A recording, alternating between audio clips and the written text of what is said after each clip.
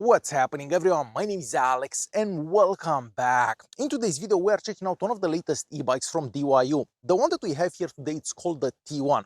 So this is a fairly small urban bike. We have 20-inch wheels on the front and on the back. We have a 250-watt motor that's located in the rear wheel here. And this is a folding bike, so it folds right here in the middle. The handlebar also folds. So since this is a folding bike, of course, it's going to be easier to store. You can take this with you places. It fits in your car's trunk and so much more. So a lot of advantages to having a smaller e-bike like this one. All right, let's start by doing a bit of an unboxing just so I can show you what comes in the box with the bike and what you have to do to get this ready and on the road. Alright, so the bike comes in a fairly small box, obviously, because the bike itself is pretty small, and you do have to do a bit of an installation to get this ready. So you have to put the front wheel together, you also have to put the mud guards together on the front and on the back, the handlebar here together, you have to put the pedals together. All in, it's going to take you about half an hour. It's very easy to do, but a bit time consuming. Now, as soon as I took the bike out of the box, I noticed that the paint was chipping around the folding frame here. And after I folded the bike a couple of times, it chipped even more.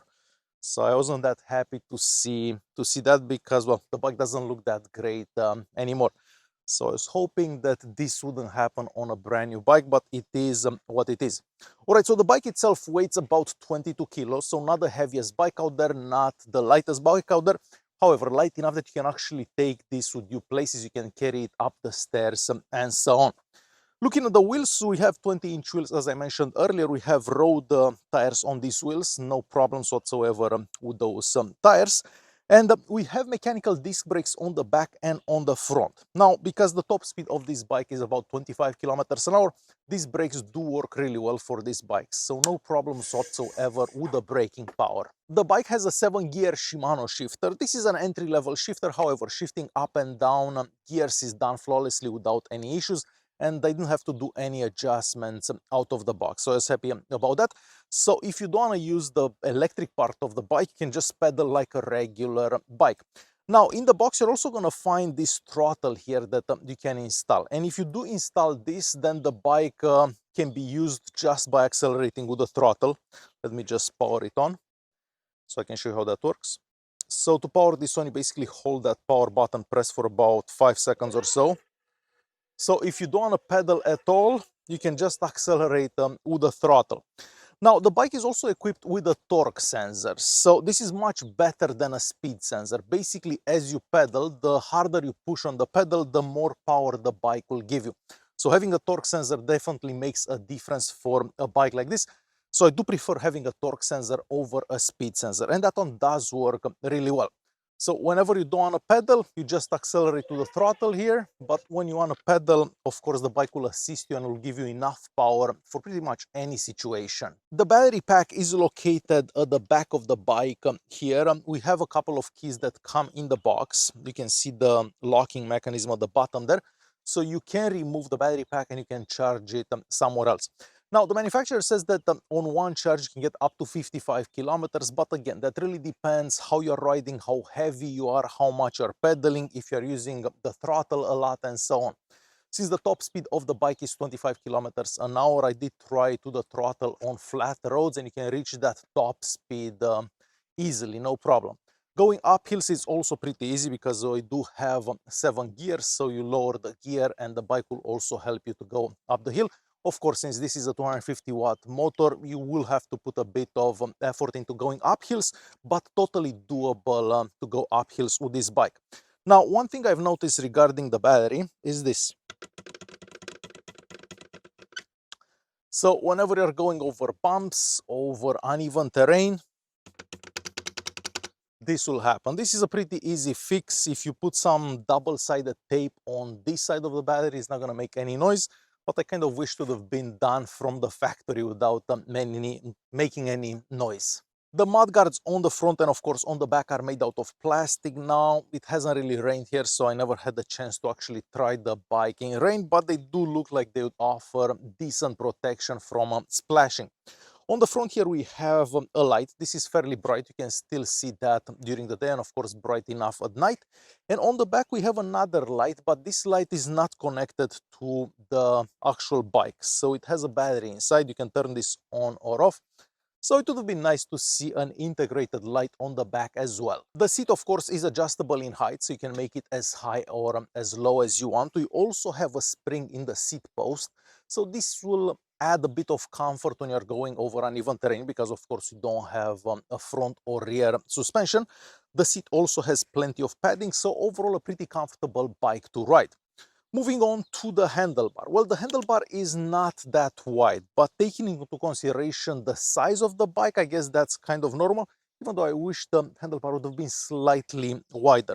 The grips here don't seem to move at all, so definitely a good thing. The brake levers are made out of plastic. We have the little bell here, normal bell I'm gonna say, and then we have the only button available for the bike, which is on the left hand side. Just above this button we have 3 LEDs that will basically show you how much battery you have, and that's about it. There are no adjustments to be made. You cannot change the assistance level. You basically get on the bike and you start pedaling and the bike will assist you. That easy. There are no adjustments to be made. So this is very, very close to a regular bicycle. Alright, so let me quickly show you how you would use this bike. So we have the power button right here. You basically hold this button pressed for about 3-4 seconds, and then these green LEDs come on. It's kind of hard to see them on a sunny day, but they're there. Alright, so as soon as you start pedaling, basically the bike will start assisting you. Since it has a torque sensor, the harder you push on that pedal, the more power the bike will give you. So that's simple. There is nothing to adjust, no assistance levels or anything like that. And of course you have the throttle here, so if you don't wanna pedal, you can just accelerate from the throttle here. So that easy. Let me go around here. We'll do a brake test. So from about 25 kilometers an hour, that's really the top speed for this bike. And we'll do a brake test now. So if you want, you can definitely lock that rear wheel. We're gonna turn right somewhere around here.